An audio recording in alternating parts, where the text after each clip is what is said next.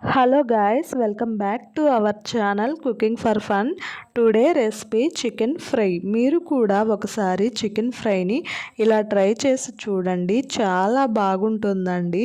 ముందుగా ప్యాన్ పెట్టుకుని pan heat అయిన తర్వాత 2 టేబుల్ స్పూన్ ఆయిల్ వేయండి. అందులో సన్నగా కట్ చేసుకున్న ఆనియన్ ముక్కలు, 3 పచ్చిమిరపకాయలు వేసి కొంచెం సాల్ట్ వేయండి. సాల్ట్ వేస్తే ఆనియన్స్ త్వరగా మగ్గుతాయి. తర్వాత టమోటోస్ కట్ చేసి ముక్కలు వేసుకోండి. టమోటోస్ని కూడా మెత్తగా వేగించుకోండి.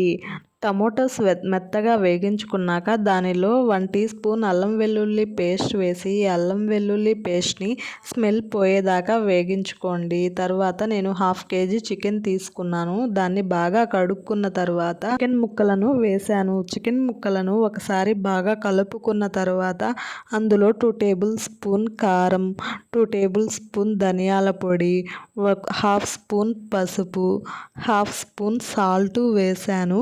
కొంచెం చికెన్ మసాలా కూడా వేశాను. మీరు సాల్ట్ కొంచెం తగ్గించి వేసుకోండి, ఎందుకంటే మనం ఆల్రెడీ ఆనియన్స్ వేగేదానికి కొంచెం సాల్ట్ వేసాం కాబట్టి ఇప్పుడు కొంచెమే పడుతుంది.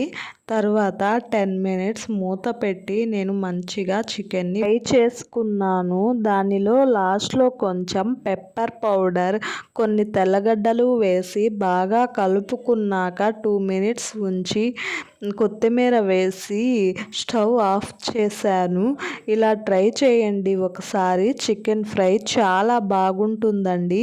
మీకు నా వీడియో నచ్చిందని అనుకుంటున్నాను.